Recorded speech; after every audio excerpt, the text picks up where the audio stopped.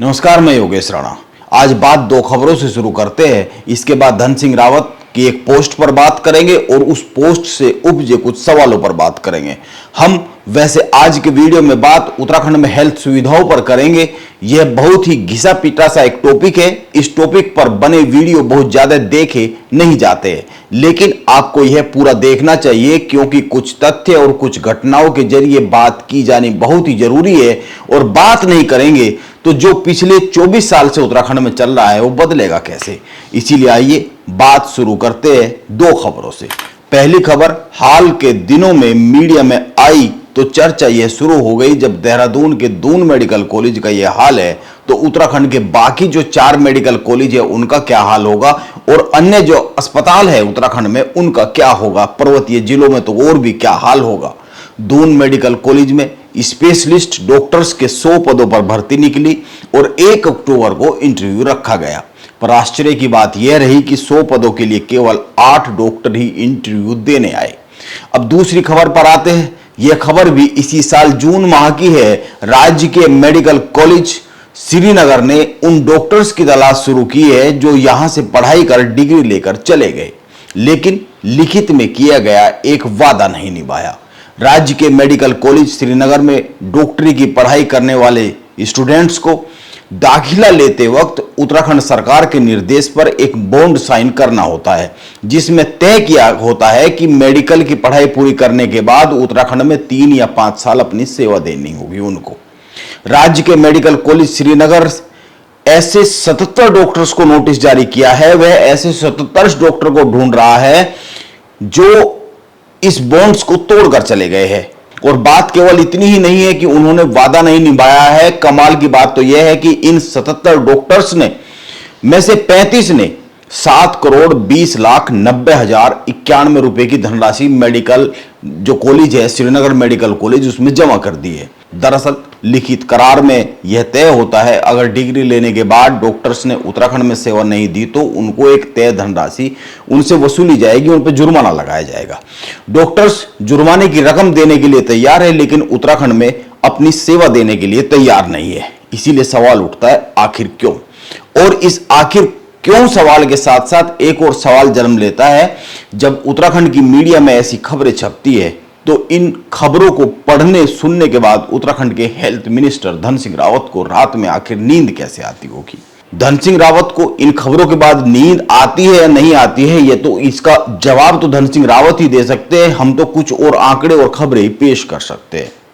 बात 1 अक्टूबर की है, क्योंकि 1 अक्टूबर को उत्तराखंड में मेडिकल सुविधाओं से जुड़ी 2 खबरें आई। एक जो मैंने पहले बताई, दून मेडिकल कॉलेज में 100 खाली पदों पर नौकरी के लिए केवल 8 डॉक्टर आए। कारण यह माना जा रहा है वेतन कम है और छुट्टियां भी कम है। इसके अलावा दूसरी खबर की बात करें तो उत्तराखंड के हेल्थ मिनिस्टर धन सिंह रावत ने 1 अक्टूबर को ही अपने सोशल मीडिया पर एक पोस्ट लिखी। उन्होंने बड़े बड़े शब्दों में लिखा, जो कहा वो किया। दरअसल वो यह बता रहे थे उत्तराखंड के हरिद्वार के मेडिकल कॉलेज में एमबीबीएस की 100 सीटों को मंजूरी मिल गई है और इस तरह से उत्तराखंड में 5वें राजकीय मेडिकल कॉलेज हरिद्वार को मान्यता मिल गई है। लेकिन बड़ा सवाल यह है, उत्तराखंड को मेडिकल कॉलेज की अधिक जरूरत है या फिर बेहतर डॉक्टर्स की अधिक जरूरत है।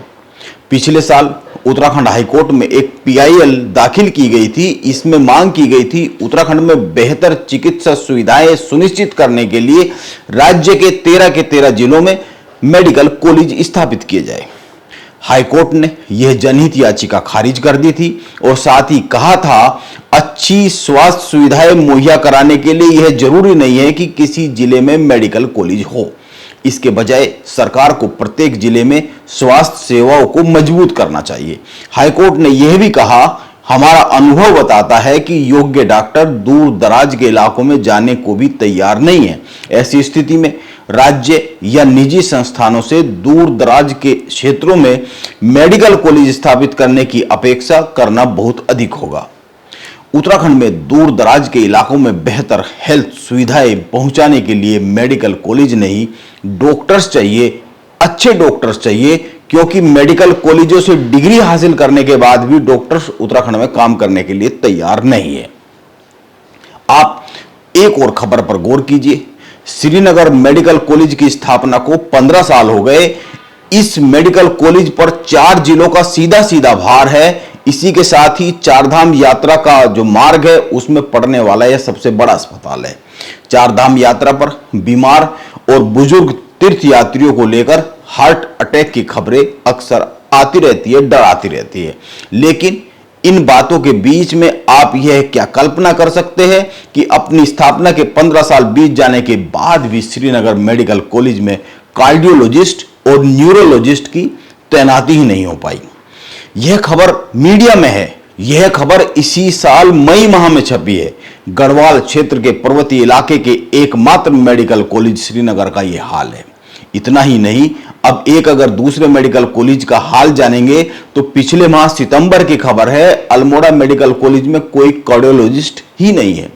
आपको याद होगा जब अल्मोड़ा के बिनसर में जंगलों में आग लगी थी, जिसमें कई वन कर्मियों की जान चली गई थी, उस वक्त पता चला था अस्पताल जो अल्मोड़ा के है सारे, अल्मोड़ा में बेस अस्पताल, महिला अस्पताल, मेडिकल कॉलेज समेत 9 पीएचसी और 6 सीएचसी, लेकिन किसी में भी बर्न यूनिट नहीं है।